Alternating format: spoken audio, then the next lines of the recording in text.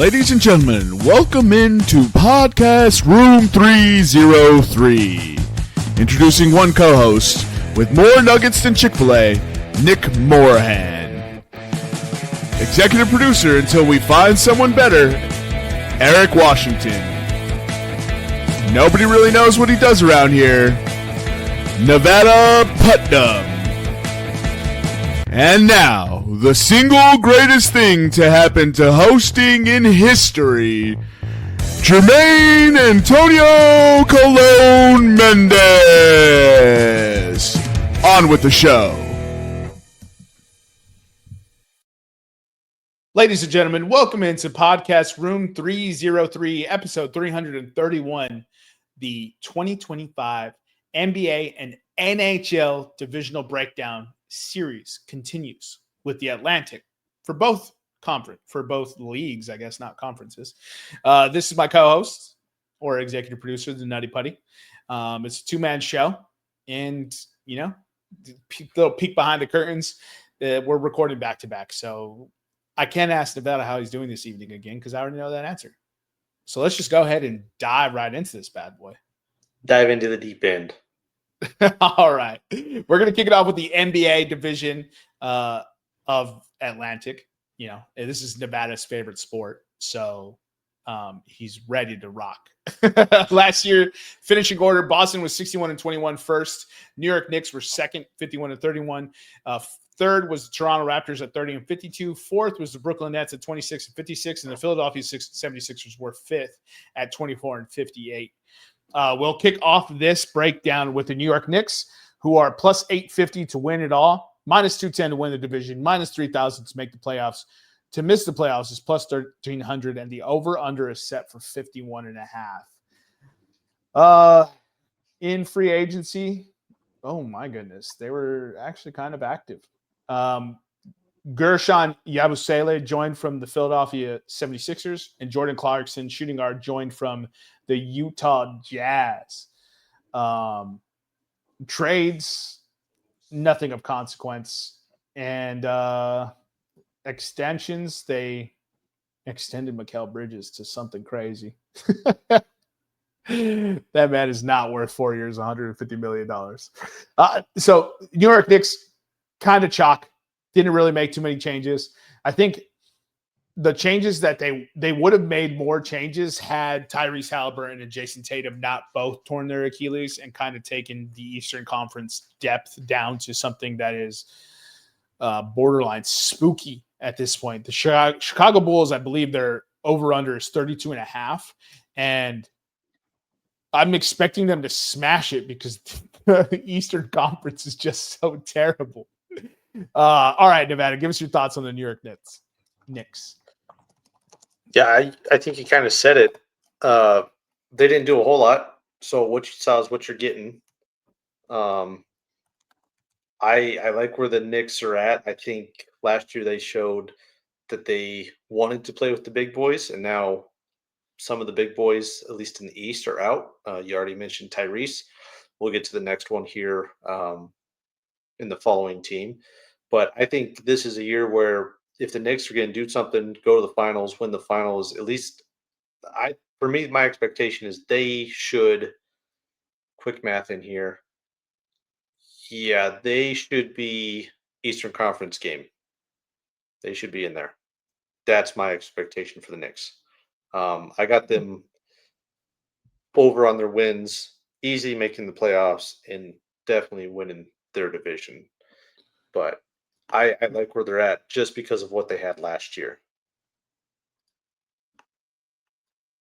Oh, it fucked up my shit because I got you. I guess you can't have it open twice. All right, yeah, sorry. You're gonna have to put it, and I'm gonna pull this off the screen so I can fix it again.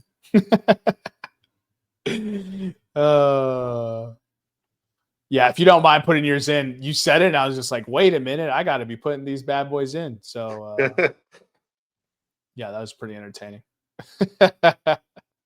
Yeah, all right, we're back. All right. No, I did it again. Get off this screen. If y'all want to watch on YouTube, it's beautiful. It's poetry in motion, in visual motion. you'd be blown away by the production value. Yes. Yes, you would. Look, the New York Knicks starting five: Jalen Brunson, Mikal Bridges, Josh Hart, OG Anunoby, and Karl-Anthony Towns did fantastic last year. That's why they walked away with 51 wins. This division got worse just basically across the board. The Brooklyn Nets will be exciting, but I don't see them eclipsing 26 wins. Philadelphia Sixers come and go with the health, and Joel Embiid's a big question mark right now, so let's see how that goes. The Boston Celtics traded away their championship-winning roster due to salary cap constraints and Jason Tatum's Achilles tear. So this division is as easy as it gets when it comes to picking the division winner. Mm-hmm. The over-under is substantial at 51.5, but the Eastern Conference is so bad that I'm crazy enough to take the over 51.5, and this may be the 60-win team of the Eastern Conference this year. So I have them over, yes, to make the playoffs, yes, to win the division, and I may sprinkle some pizza money because the Eastern Conference is going to have such an easy path to getting to the finals that they just got to be one Western Conference team, and if you get the right matchup, that could very much roll. Right. We'll move into the Boston Celtics, who had quite the hectic offseason. They had 4 trades, 5 players traded, and 1 picks traded. Boston acquired Anthony Simons, Georges Niang, Amari Williams, Max Shulga, and Reggie Lewis Jr. They traded away Drew Holiday, Kristaps Porzingis, Noah Benda, and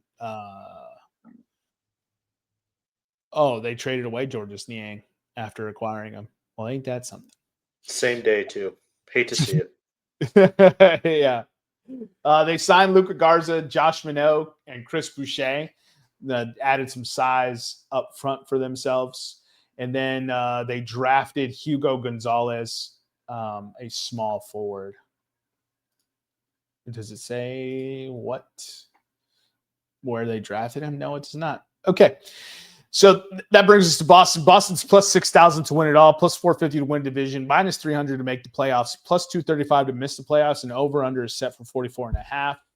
The Boston Celtics depth chart as it stands is looking a little shaky. Derek White, Anthony Simons, Jaylen Brown, Luke Cornett, and geez Louise, all these guys are off the team. Who's playing starting power forward for them? Well, I don't know who plays starting power forward. Oh my God, this team is just completely different. They might start multiple guards with Peyton Pritchard. Wow. Mm-hmm. That was hideous. Yeah. Go ahead, Nevada. So Jermaine's exacerbation right there about who they're even putting out there to start the game is exactly why I'm low on the Boston Celtics. Losing Jason Tatum, I mean, it can't be overstated. That is a massive, massive hit. It's really your team. Obviously, Jaylen Brown's there. We get that. Pritchard, still a pesky player to play against. If I'm not mistaken, he was primarily coming off the bench last year. Kind of as your sixth man. Derek White has solidified his role in that rotation, in that team. But I'm concerned for them. I got to look at the other divisions. I think they still make the playoffs, but I would not be surprised if they are, in those play-in games. I just don't know. I don't know how long you can run those horses to drag you to, certainly not division win, but just the playoffs in general. But also, as Jermaine said, the East is no bueno. So it could just be a matter of who has less attrition, and it very well could be the Celtics. Yeah, look, because the East is so bad, the Celtics could still make the playoffs. I will say this. If the Boston Celtics finish as a 6 seed or higher, Jaylen Brown has a special season, and Jaylen Brown is a dark horse for most valuable player in the league. But it all depends on team success. After looking at that, Al Horford's not with the team. I thought Luke Cornett had gone to another team. Yeah, so Luke Cornett's gone as well. Luke Cornett, I think he signed with the Spurs. they don't got reinforcements walking through that door. It's all about Mhm. developing the talent they have. This Hugo Gonzalez kid may get a lot of run. Like that's how depleted this Boston lineup is. I guess they do have Anthony Simons, right? So it's Anthony Simons, Peyton Pritchard, Derek White, Jaylen Brown. So they got some offensive punch. I think I'm going to take the under here, and yes, to make the playoffs. And I reserve the right to come back and remove them from the playoffs. But that's what I've got. Everything else is no's across the board. Anything else on them? No, I'm looking at other teams right now to figure out if I'm going to put them in the playoffs, but TBD. Yeah, dude, the East. Good Lord. It's like what blows my mind is it's like, how has the East just continuously just not gotten better? It certainly feels like that, doesn't it? Every year we talk about how bad it is. I know. But anyways, the very next team is the Philadelphia 76ers. The Philadelphia 76ers are plus 3,000 to win it all. They are plus 450 to win the division. Actually, that's a good little thing to sprinkle some pizza money on, because if the Knicks get any sort of injuries, they might not be able to sustain it. Minus 220 to make the playoffs, plus 175 to miss the playoffs. Over under is set for 43.5. Philadelphia 76ers were fortunate enough to get a top 4 pick this offseason due to how bad they were at 24 and 58. They took VJ Edgecombe, rookie out of Baylor, I believe. Baylor. Yep. And everyone seems to be very high on the kid. I'm not low on him at all, but he reminds me a lot of Dennis Smith Jr.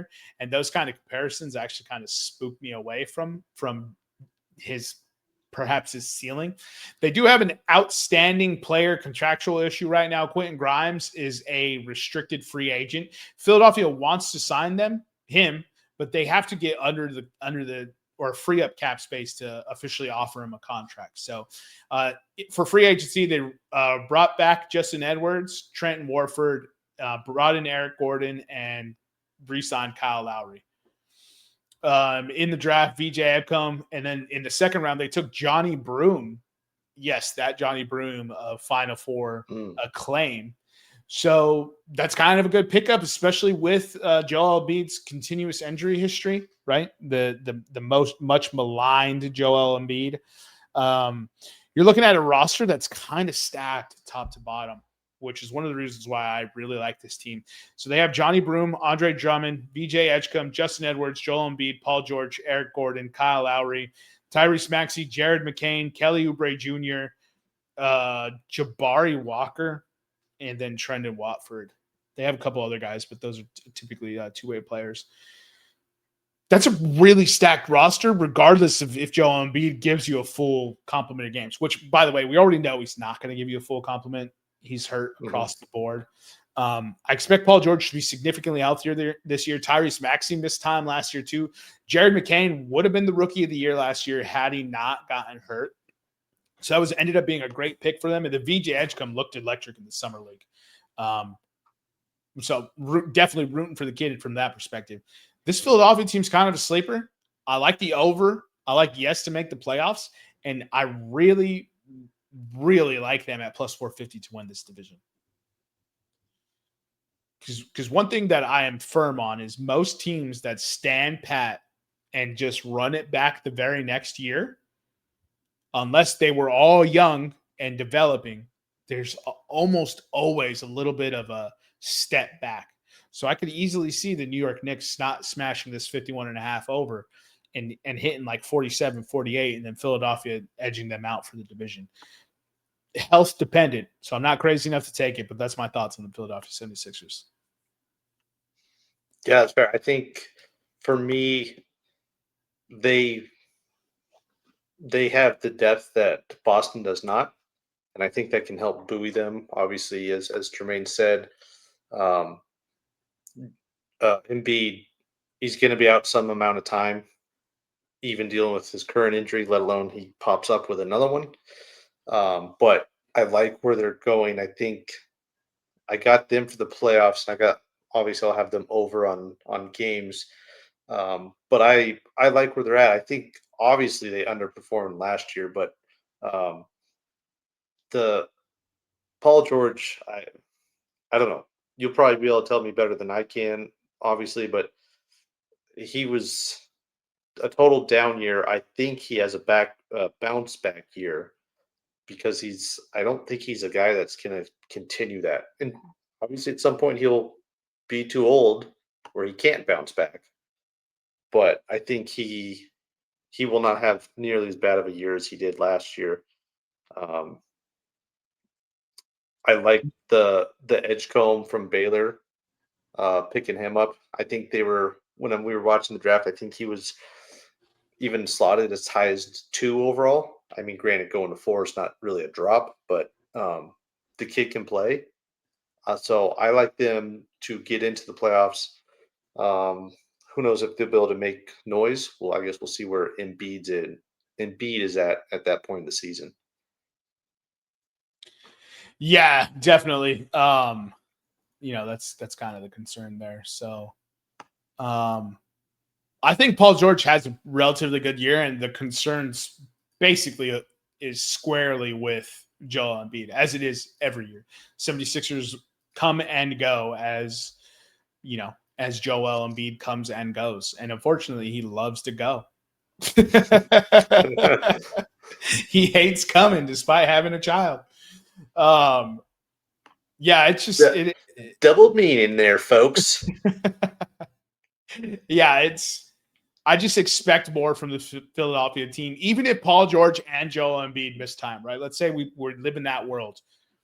The rest of their team is still talented enough especially in the Eastern Conference, to get wins in those guys' absence. They have basically 3 very outstanding guards. Kelly Oubre Jr. has been a revelation since joining them. And then Andre Drummond, backed by Johnny Broom, they've kind of got an old man, young man, like center front line that can play together. And Kyle Lowry's a steady hand at 39. Eric Gordon's a steady hand at 37. And Quentin Grimes, restricted free agent, was phenomenal for them last year. When everyone went down, Quentin Grimes was dropping 40-point games in the association, which you could say it's garbage time. You could say he played for a bad team. You could say he put up empty stats. I was like, 40 points is still 40 points. Like, right. You have to be able to score like that to score 40 points. And so, I like the depth on this team. And I think last year it really helped them develop a lot of that depth, which should be a huge boon to them. So let's go to moving to the 4th team in this division. The Toronto Raptors finished last year at 30-52, plus 25,000 to win it all, plus 2,800 to win the division, plus 190 to make the playoffs, minus 230 to miss the playoffs, and over under is set for 36.5. This is one of those teams that the Eastern Conference is built for this year. So, in the offseason, the Toronto Raptors extended Jacob Poeltl, drafted Colin Murray-Boyles, and then brought in a couple other free agents of note, probably Garrett Temple and David Roddy. Those are just really good glue guys to have on the bench. And they only had 1 draft pick. Most of their work has been done through trades last few years. So what we're looking at with this roster, right, is you have Scotty Barnes, who they're building everything around. Then they traded for Brandon Ingram. They have Emmanuel Quickley. They have RJ Barrett, and they have Jacob Poeltl. Look, 38 million, 38 million, 32 million, 27 million, 19 million. That's one of the better starting 5s that you're looking at in the Eastern Conference. Emmanuel Quickley at point, RJ Barrett at shooting guard, Brandon Ingram, Scotty Barnes, small forward, power forward, respectively, and Jacob Poeltl at the center. And then they've got a lot of interesting guys coming off the bench. Grady Dick, Colin Murray-Boyles, Ochai Agbaji, former Kansas kid who won the national title. And they were smart to bring in Garrett Temple to be a steady shooting guard, although he is 39 years old. Jeez, I'm getting old. It's going to be interesting. This is a team that I think smashes expectation. I mean, I don't know. Do I really think that? Yes, I will take the over 36.5, and yes to make the playoffs for the Toronto Raptors. Oh.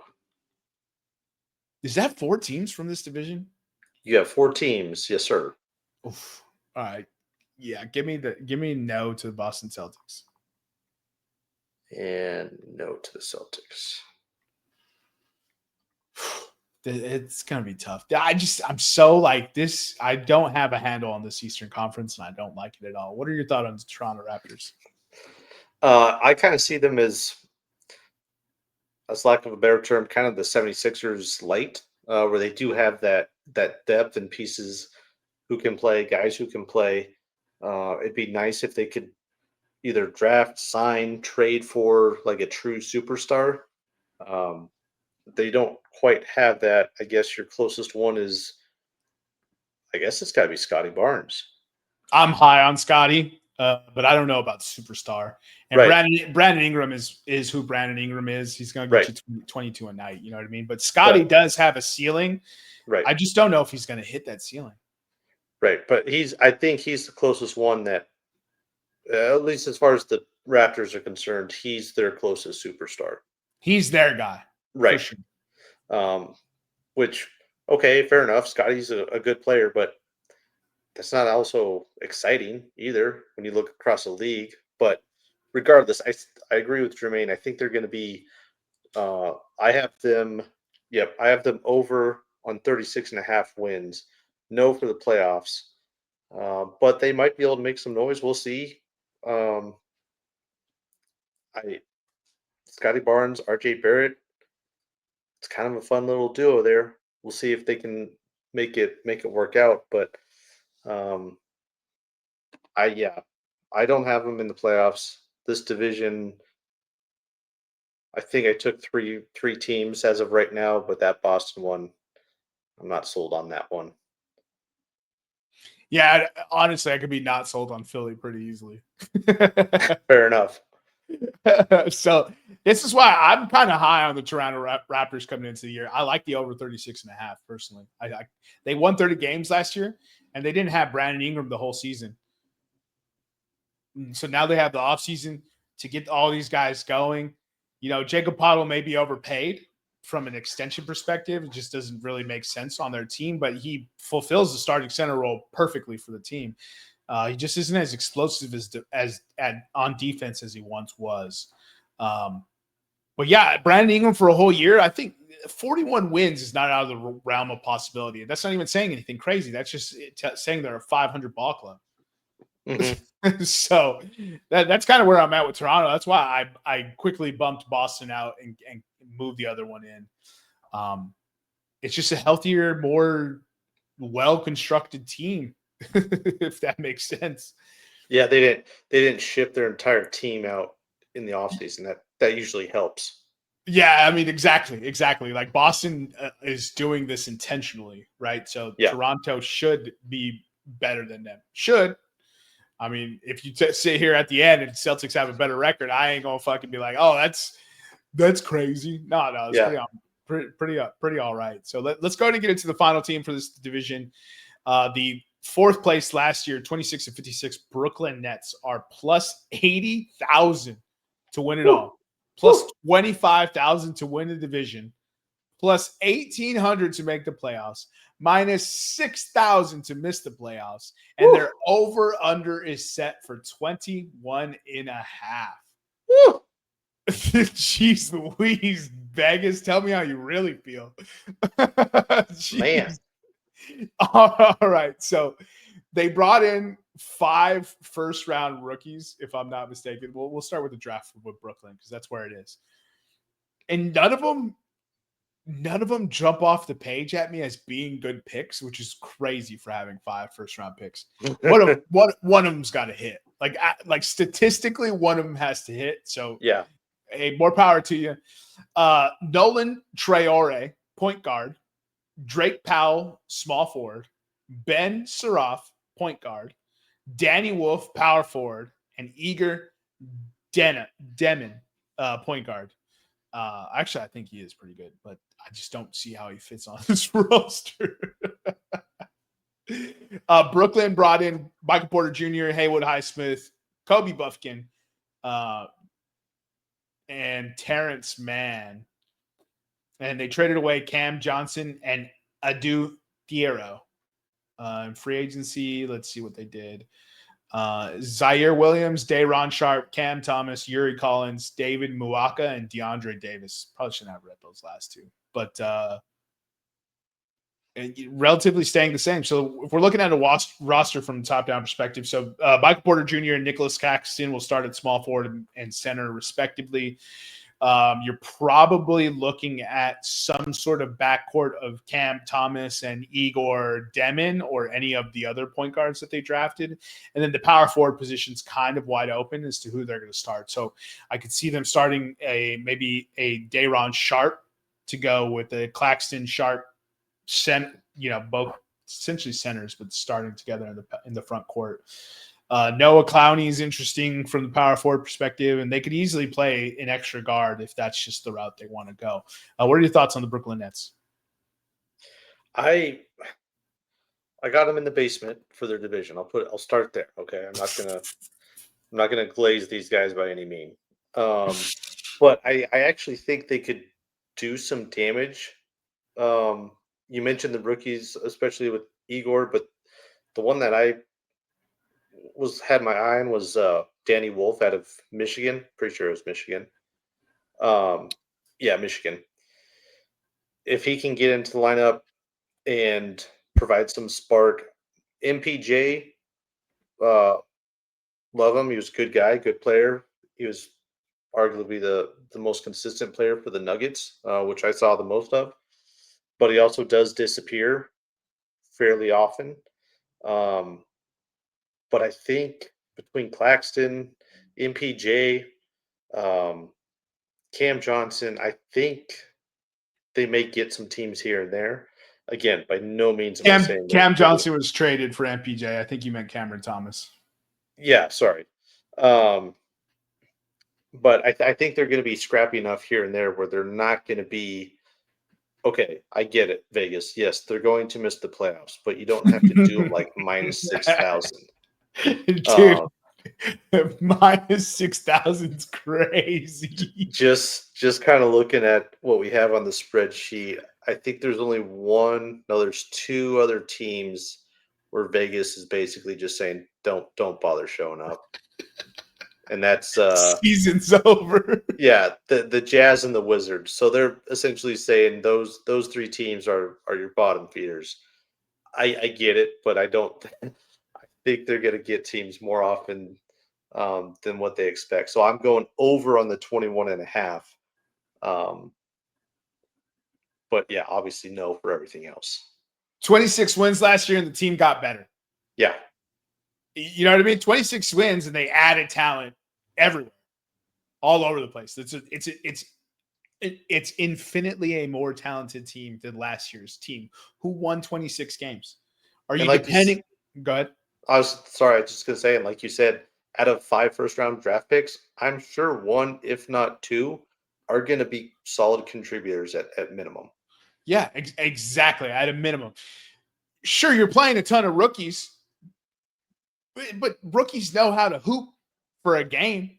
The problem with rookies, like in general, is that they are inconsistent because they're going from playing 32 to 36 games in a season to 82 games. By the third month of the NBA season, these kids have played more games in a shorter time than they've played in their entire career. That's one of the reasons why the rookie wall happens at the turn of the new year. Because they're playing 82 games. It's a shit ton of basketball, right? Yeah. And it's also a shit ton. I don't care where you're coming from. If you come from a top program like Duke, who expects to make a run every single year, let's say you win your conference, right? You win your conference tournament, you win, and you make the Final Four. That's probably 41 games. I was going to say 40-ish. Yeah, 40-ish. That's half an NBA season in the same time frame. Now you're doubling that and condensing it. That's where you're having the issues with the rookies. But they're all going to have opportunity, and there's no clear shot pecking order. Michael Porter Jr. gets 20 shots, and then who? You know what I mean? Yeah. Who? So the ball's going to move around. They're going to play a fun offense. And I bet you this coach will have them playing good ball, especially if he's got 26 wins out of the roster they had last year. Give me the over. And, I don't have to be as disrespectful as Vegas, but, to make the playoffs at plus 1,800 in this conference, I'm not saying do it. I'm also not going to say don't. Yeah. They could easily be one of those teams that's nipping at the heels of a 10 seed for the play-in games. Oh, 100%. Totally expect them to. And here's the thing. If they make the play-in and they win too, they made the playoffs, and you're looking at plus 1,800. Exactly. This play-in format from a betting perspective makes it that much more fun to take a flyer on a team that we're staring at a roster of question marks. I don't know what any of these guys are going to do because most of them have never played an NBA game. And that's where you can find value at a plus 1,800 line. I'm not going to take it on this podcast, but I may bet it off the line.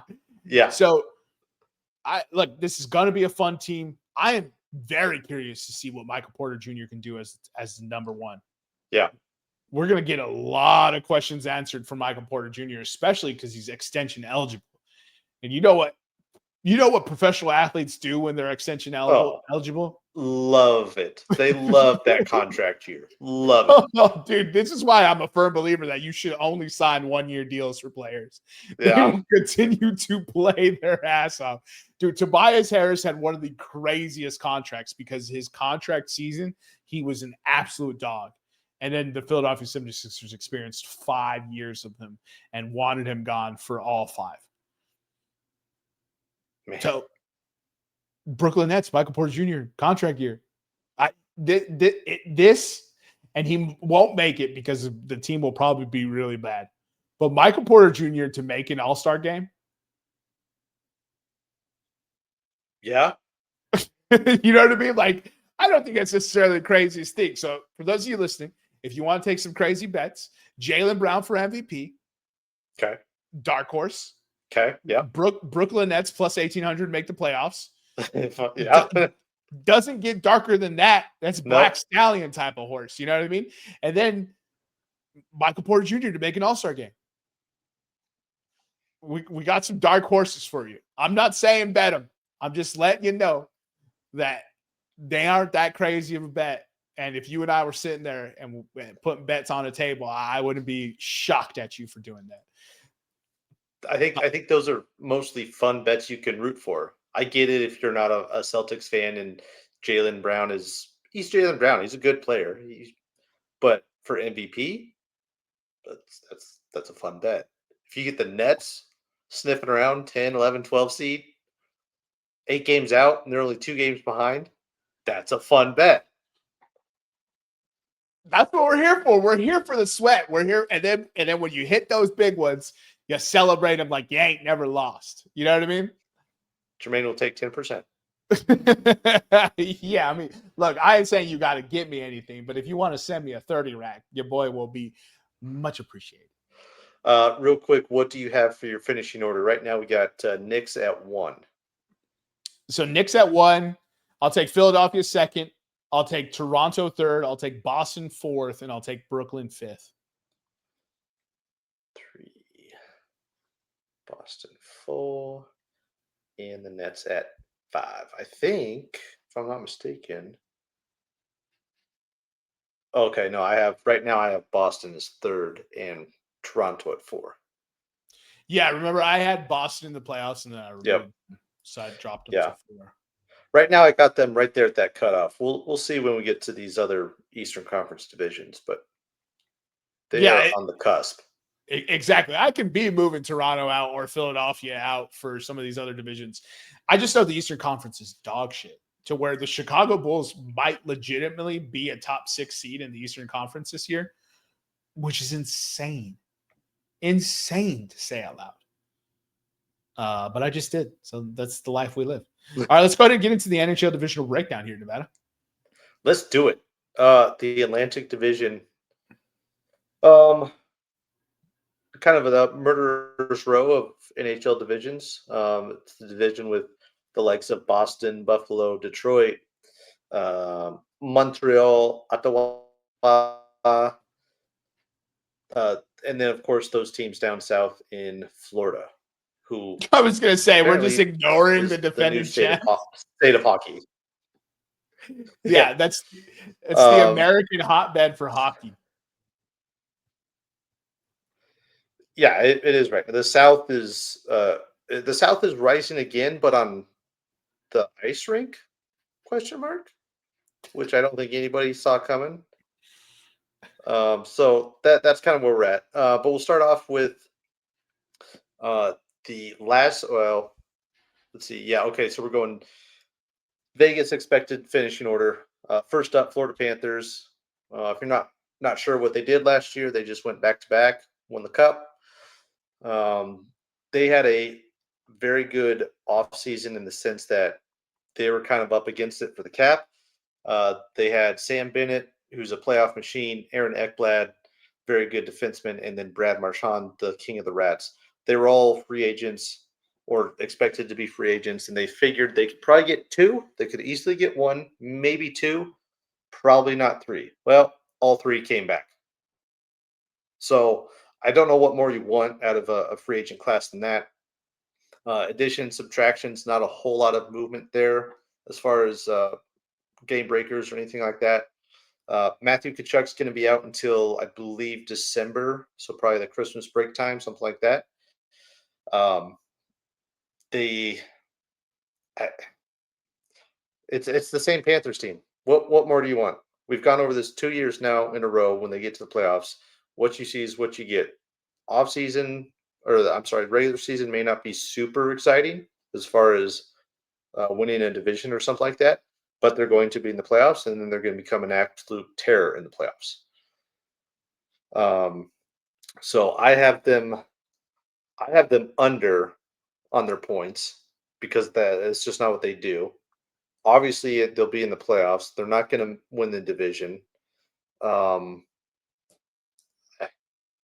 mean, 600 for the cup 3 times, back to back to back. I'm not going to go there just yet, but that's the kind of team you're dealing with in the Panthers. Not a team you want to play on any night. No, not a chance. They'll beat you up and score 5 goals. Wait, I don't know if you could say that about very many teams, So I don't know. I like what they did this offseason. And I don't know if I really like what most of these other teams in this division did. So I think I'm going to be crazy not to take the over here. I'll take the over 106.5. Obviously, yes, to make the playoffs. And do I think Toronto has it in them to win the division? That would be the most Toronto thing ever. Kiss of death. Make the Eastern Conference Finals, win the division, President's Cup, bounced out. But I'll reserve my division winner till the end. But yeah, I'll take the over on this. I like what they did this offseason, especially for a team that just won 2 titles. Like, who am I to doubt them? Right. You would think at some point they kind of die down or something, and they just keep going. It's like the Tampa Bay Lightning. It's amazing. Yeah.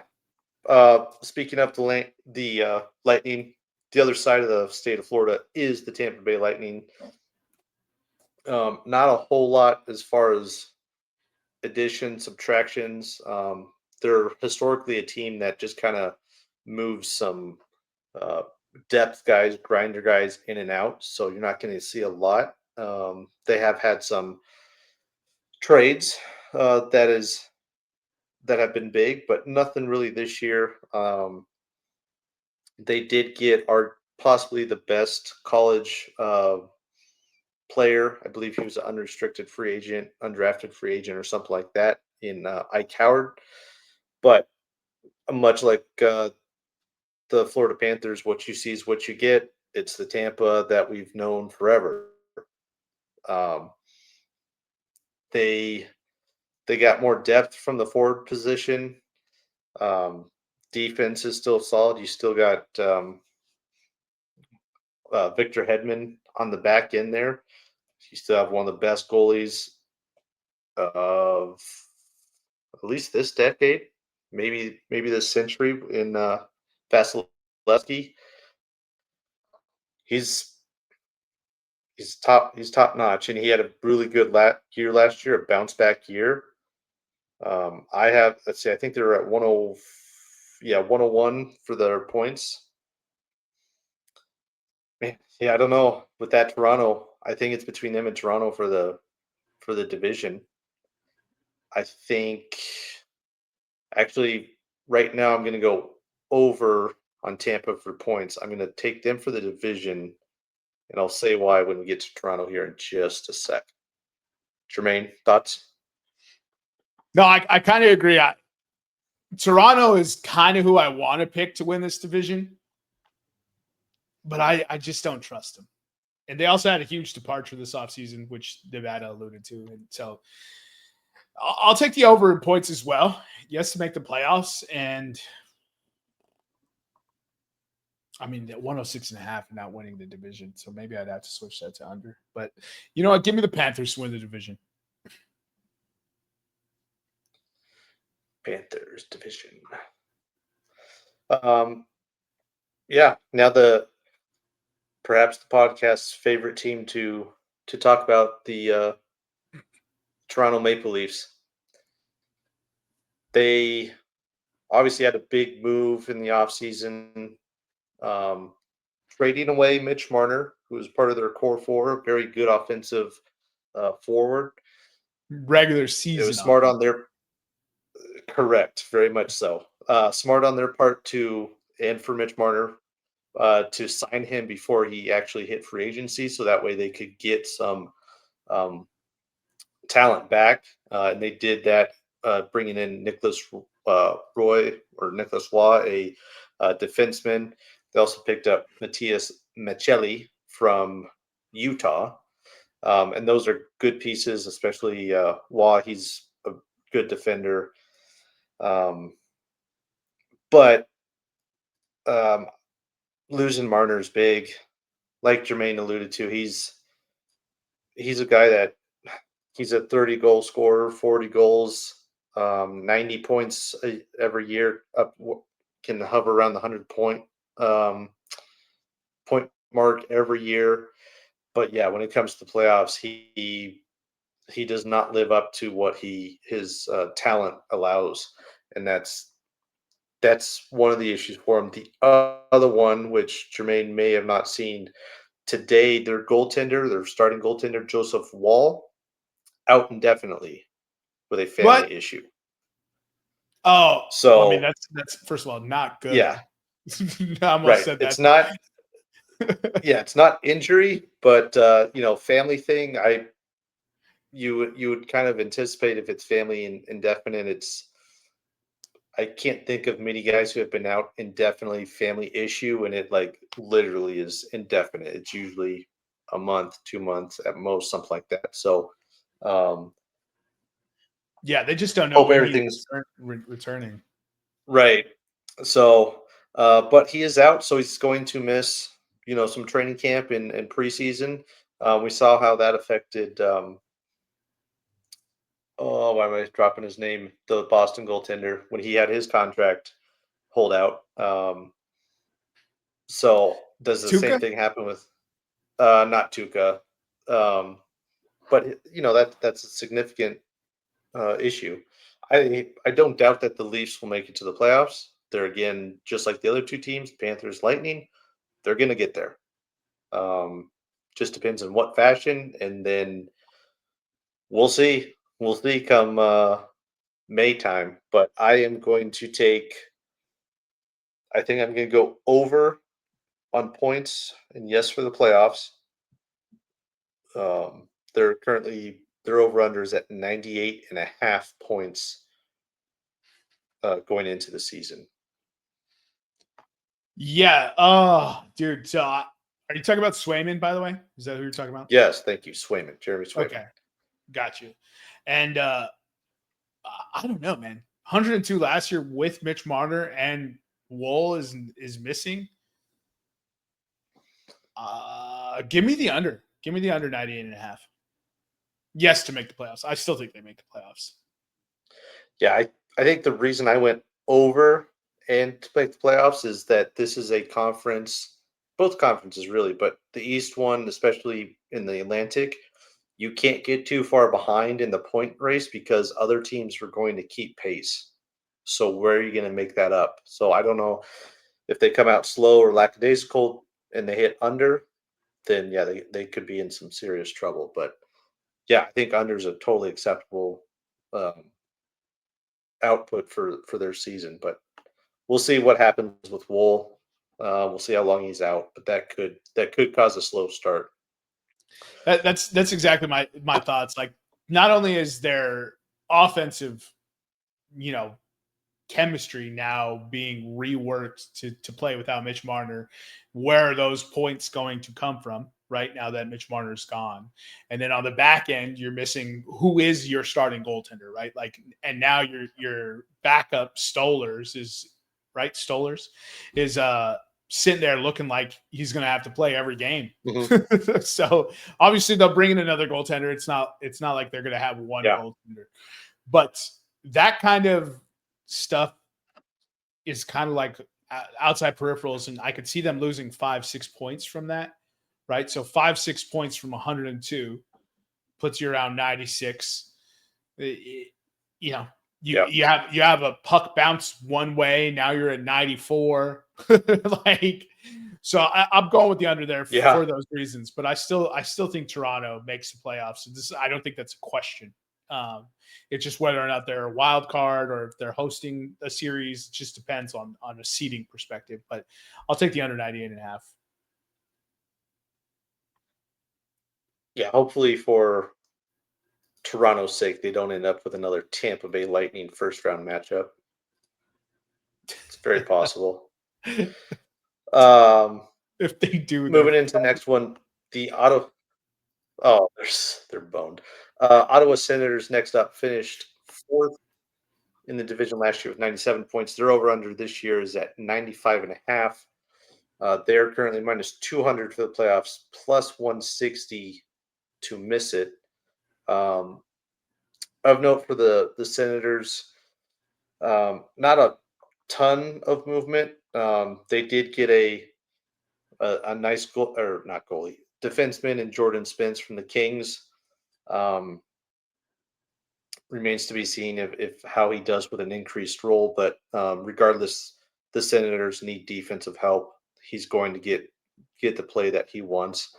Other than that, not a whole lot of movement. I think now I'm blanking that goaltender's name too. That was also from Boston. But the goalie, no, that's going to bug me now. But he played very well last year. Yes, thank you. Olmark played very well in a year where I was one of them, thought he was going to have a down year because he was not in the Boston system. He played great. He did no problems whatsoever. He is that guy. Was it a year of he was just pissed off and that's how he played? Maybe. But I also think maybe there's something there with Ottawa as well. I'm still not big on Ottawa. I think that 95.5 is right where they're going to be at. It's such a good line. The Ottawa, Montreal. Where do you have Montreal? Or I'm sorry, Ottawa. Honestly, dude, hold on. Let me. Because I got to look at this other division because we only get 8, and if you take 4 from this one or 5, you got the Metro, or the Canes are getting in, the Devils are probably getting in. You got the Caps, the Rangers. I mean, there's 4 right there. So, man. This is tough. So it basically comes down to who do you believe in more from Canada, the Senators or the Canadians, or do you expect a jump from the Red Wings? I'm betting with the Senators. I don't think I can bet with the Canadians. Okay. I will flip you on that. I'll go Canadians and drop the Sens. Okay. But I think those two are going to be duking out for the wild card spots. Yeah, me too. there is a world where I see the Canadians, and since we're talking about both, we'll just talk about both. I could see the Canadians having a down year and becoming sellers at the trade deadline. I could see it happening. I'm not betting on that happening, right? Especially not after a 90-point season last year. But like Patrick Lane is a unrestricted free agent after this year. And you know what I mean? So it's kind of comes down to like, do you see this? If this team doesn't progress, how do they want to attack it? It's fascinating to me, really is. But I'll take the over. 95.5 is so high. Give me the push. No, I'm just kidding. Jermaine, they can't spend 95.5. I think they get 95 points. I'll take the under. Take the under on Ottawa. Yes, to make the playoffs. Okay. Yeah, so leading into the Canadians, they finished 5th last year with 91 points. Their over-under this year is 90.5 points. They're plus 110 to make the playoffs, minus 140 to miss the playoffs.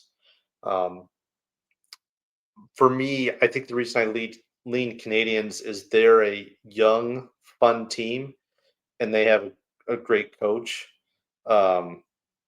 I was going to say Vincent Lecavalier, but that's not right. But I think they're there. They do need some help goaltending. I don't even know if their stud goalie that's in the pipeline is currently signed yet. I think he still might be in college, but they're a young and up and coming team. I think they continue it this year. They were bad on defense last year. They were towards the bottom in 5-on-5 defensively, which is not something you want. But they did get Noah Dobson from the Islanders, which was probably outside of Mitch Marner trade, was probably the biggest trade made in the offseason. So he's obviously not going to save the defense, but he should settle down the defense a bit. I think they just keep rolling with their young guys. Demidov, you get a full year of Demidov again. Their first line is awesome. I think they're obviously an up-and-coming team. I think they'll keep it going. That's why I have them over the Ottawa Senators. But again, I wouldn't be surprised if it was flip-flop. Yeah, it's tough to bet against them, especially, with Suzuki, Caulfield. I can't ever say that dude's last name, so I just call him Jiraj. What is it? Slavkovsky, right? Slavkovsky. Yeah, Yaroslav, Kaslov. Yep, that one. Jiraj Slavkovsky. Yeah, dude. Look, this is why I didn't even try. He just signed a huge extension. He's making up about 8% of the cap now.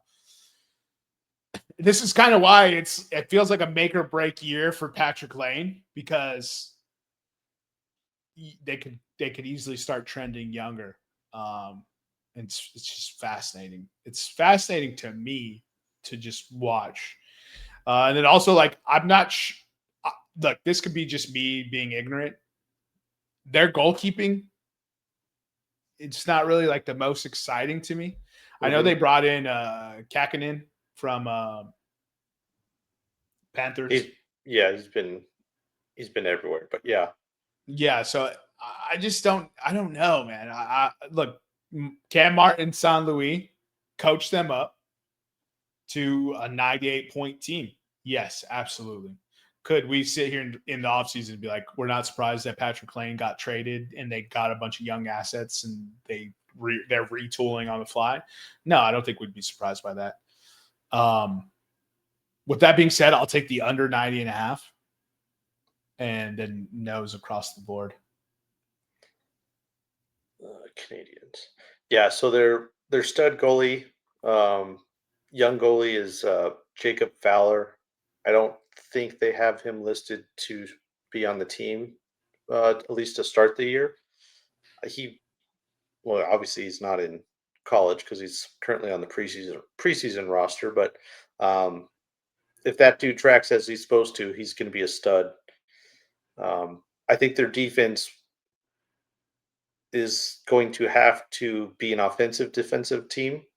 Um, between Caden Goulet, Lane Hudson, who was awesome last year, and He's then David Ryan. Yeah, David Reinbacher. Those three that's your up and coming core of defensemen, and they're all very good offensively. So maybe it is one of those things where Dobson doesn't have to try to be that PP1 quarterback, and they try to push him to be a little bit more of a defensive guy. But yeah, this team should be fun and exciting. Like you said, Martin St. Louis, he knows.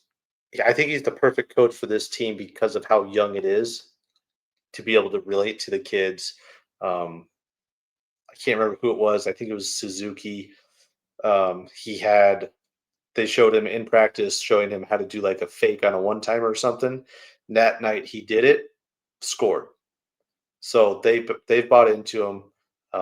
It's a fun team, which is good. Montreal's a good hockey town. Yeah, and that's because Hudson's a free agent after this year. Yeah, he's not going anywhere. Yeah, and this is like they have a bunch of people being free agents this year. They have a bunch of people being free agents next year. Like Demidov is a free agent after 27. He needs to get paid. Hudson needs to get paid next year. This is why I'm sitting here with some like the seesaw teeter totter. It's kind of like this is a make or break season for this Montreal Canadiens team. Yeah, those two guys in particular, not a worry at all about their contracts. They're young enough. They're not going to cause a stink. They're going to be coming back. The only way they leave is if they get traded, and I don't see why Montreal would do that. This is cornerstones on the forward and defensive side. But right, but what I'm saying is you got to pay those guys, so that's why I could see Patrick Lane getting traded, which is also a crazy sentence in its own right. Yeah, and we'll see if he continues his power play production. He was at a point where he had like 18 goals on 20 power plays, so the dude was crushing it before he got hurt. But up next is the Dead Things. They're like minus 6,000 to miss the playoffs. But in all seriousness, they were 79 points last year. Over under is at 84.5 this year. Minus 350 to miss, plus 260 to make the playoffs. This is probably, I would think it's got to be the last year of the Stevie Y project. We're now in year 8, something like that of this.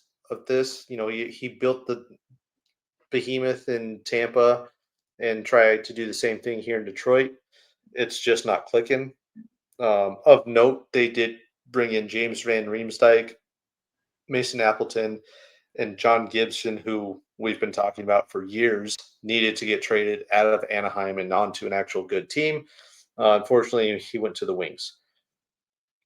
They let Tarasenko go, Jeff Petrie on the back end, and then a couple goaltenders. So it was a little bit of reshuffling the toolbox. They're really leaning hard on having next steps for their young guys. Edvinson on the back end, Casper. Who else is that young guy? I'm drawing a blank on his name right now, but that's defender. They got no, as a forward. Lucas Raymond. Having these. Yeah, Raymond's one of them. But they got a handful where they Berggren. No. Elmer Soderblom. Elmer, what a name. That might be an all. But obviously they're going to rely on the the stud or the veterans like DeBrincat, Patrick Kane, Dylan Larkin. But yeah, Lucas Raymond still needs to, or they're hoping for him to continue to blossom. Marco Casper, also a center. Ed Vincent, like I said, on defense, he's a monster. He should be good. Um, Moritz Sider's very good all around defenseman. I just don't see how they progress from last year. They've just been stuck in the mud the last 4 years since this plan has really been put in place. I don't see them. I don't have them making the playoffs. I I don't know where they get essentially 5 other points. It's not like they were blown out or just wasted in games. I just don't see how they get it unless John Gibson has a bit of a revival and can solidify that goaltending, which is very possible. But for me, I don't see it. I got no for the playoffs and under 84.5 for me. Yeah, I wanted to come in here and pick over 84.5 just because it's always entertaining for me when the dead things are good, so I could talk shit to you guys. Mm-hmm. Just from a funny perspective, I don't actually care. I would rather Detroit not be that great, anyways. But their entire defensive on their first team defense are basically unrestricted or restricted free agents, except for Moritz Seider. They have a ton of like 1 or 2 year contracts on the offensive side as well. Dylan Larkin, Lucas Raymond, and Comfer, Rasmussen are the only players signed for 27 and beyond on the offensive side. This is a make or break year, and unfortunately, it's going to be a break. I don't think adding old proven players to this roster is going to make them any better. So the Mason Appleton, good player, not going to move the needle the way they're expecting to. James Van Riemsdyk, same thing can be said about him.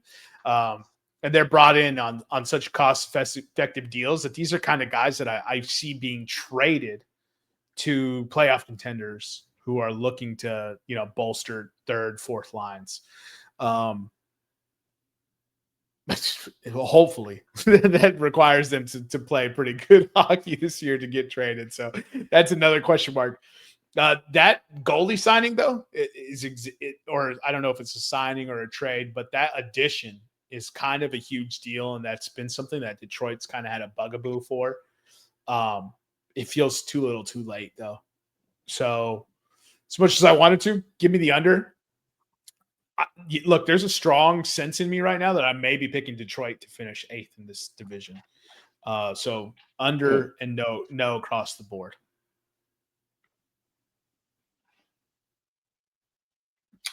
Alrighty. Next up, this one will be pretty easy to go through. The Buffalo Sabres, they're still not good. I still think they got the wrong head coach there. He just too old. It's hard to relate. They sent out a stud young forward in JJ Peterka to Utah. They did get a solid return in Michael Kessering and Josh Doan. But if you look at some of the quote unquote analytics, Peterka was worth about 2.5 wins last year, which is essentially 4 points or 5 points. And they haven't replaced him on that team as far as those wins. So last year, Buffalo was also at 79 points. Their over-under this year is 84.5 points. Minus 370 to miss, plus 280 to make the playoffs. I am under and no for the playoffs. I don't see. I would like to say this is a team where you trade away assets and build for the future, but this was their future, was all these young studs and these assets, and they have nothing to show for it. They're not making the playoffs. I don't think they're really even going to be competitive for the playoffs. Sorry, Buffalo.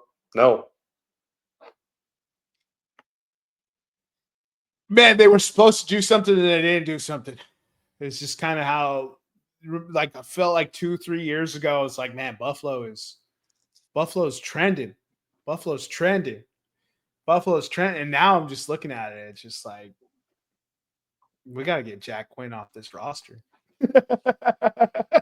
I would say clean house for the roster, but you have so many good players. You would think at some point it'll start to stick, but it just ain't sticking. Yeah, I'm looking at it like it's a good team. Their top paid offensive players are 28 and below, and they're not even making that much. I'm just kind of like, how is this team not better? Yeah. Dude, being good in hockey is so hard. The draft and develop aspect of hockey seems so much harder than the draft and develop of baseball, which is crazy because baseball is an infinitely more difficult sport. But it just seems to me like you're able to develop guys a lot easier in baseball. Maybe because there's a lot more baseball players, right? Because there's like 58 baseball draft rounds. So True. you only have to hit on 4 for them to make an impact on your team. You know what I mean? Versus 7 in the NHL. I just don't get it. I got to pick this team, I guess. Unders and nos. Yeah, that's unders and nos. Another seller is what I'm seeing from this team. Yeah, I kind of feel bad for them because they're now at, I think it's 15 years of no playoffs. I think I saw it in here 14 seasons. So this would be year 15. Sorry, it just ain't happening. It's finally finishing up. Yeah. Finally finished up last year's last place team, the Boston Bruins, finished with 76 points. Their over under this year is 80.5, minus 750 to miss the playoffs, plus 450 to make the playoffs. Unfortunately for Boston, they didn't do a whole lot. They had some decent role guys or depth pieces, bringing in Victor Arvidsson, who was over in Edmonton last year, Tanner Jeannot, who had a fantastic rookie year and then just has kind of disappeared. Sean Corrali, Michael Esimon, but they still don't have a number one center. Their defense has holes outside of the first pairing. Jeremy Swayman, again, he came in late last year, so maybe I'll give him a little bit of a break. He was under 900 save percentage, which is not what you want. I think not after signing Swayman, up that deal. Oh yeah, if you're the Bruins and you did that signing and then he put up that, that's not what you want to see. Absolutely, I don't think he's going to be that bad again this year. I think he'll keep them in games, especially at the beginning of the season. That being said, I don't have to make in the playoffs unless they make some great trade at the trade deadline. But I don't know if they're really in that kind of position as a franchise to think they can go for the play or for the cup anyway. But 80.5, again, that's just 2 more wins than last year. Well, 3 for the over, but or I guess 2 and some overtime. But I got them over on 80.5, primarily because Swayman will be starting this year. He's not going to be as bad as last year, or sure as hell better not after signing what he signed. But other than that, like, do you pull the trigger and trade Pasternak? I think that's the question they're going to be asking themselves, and that's a hard one to answer because he is the offense. The Bruins. He is the Bruins. He is a MVP caliber candidate every year. I just don't know if you want to try to rebuild and retool around one dude who's, 30, 31, whatever it is. Yeah. Damn, they have Swayman on 8.25 until 2031. Yeah. Oh, you definitely need that guy there. God Absolutely. damn. Yikes. Look, I have a lot of unders here. I think I took Montreal under. I think I took Ottawa under. I think I took Toronto under. Detroit and Buffalo, I for sure took the under. So, by proxy, just based on how divisions play each other, I think Boston hits the over on this. I will say, I wanted to make the point, and you kind of mentioned it, that Tanner Jeannot signing, we're all going to look at it like, I mean, he ain't really done anything. Mm-hmm. But Boston has this habit of taking guys from relative obscurity, but has some talent, and plugging them into whatever fucked up offensive scheme or defensive scheme that they play. And then that person just somehow produces. I'm not saying he's going to be, I'm talking about 20 goals, 20 assists, maybe for Tanner Jeannot, something like that. But 40 points is still a significant amount, especially when you're 3.4 mil a year. You're looking at about 3%.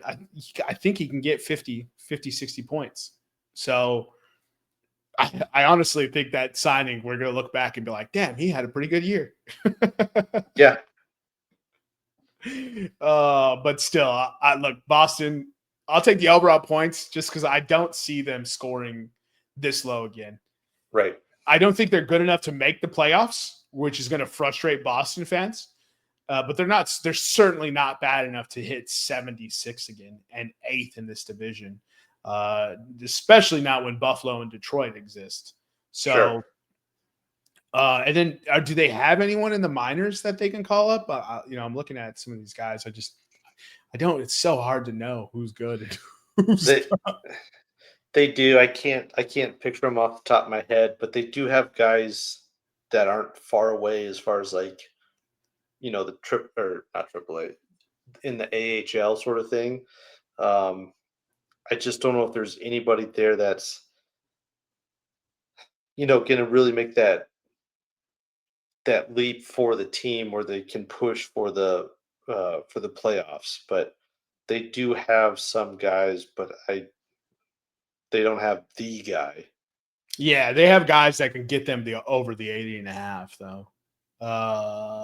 Yeah, because it looks like Dalton Bancroft, Riley Duran, Matej Blumel, Fabian Lysel. Any of those names ring a bell? No, I mean Don's Lachmelis. I don't know. I don't know how to say that. I apologize to that guy. I think Hagen's is probably maybe their best, or certainly top of the list. But I think he's going back to school this year, if I'm not mistaken. But even so, he's not a guy. He's not a Bedard or a Celebrini kind of guy. I mean, they don't make those on trees though. Like, right. Yeah. Yeah, there's a reason he wasn't drafted first overall. We'll just put it that way. Yeah, for sure. So yeah, they have guys who could cause some issues coming up and playing, but they just don't have studs in the system where it's an obvious, oh yeah, this team's gonna, or this guy is gonna really bounce and help out the pros. Yeah.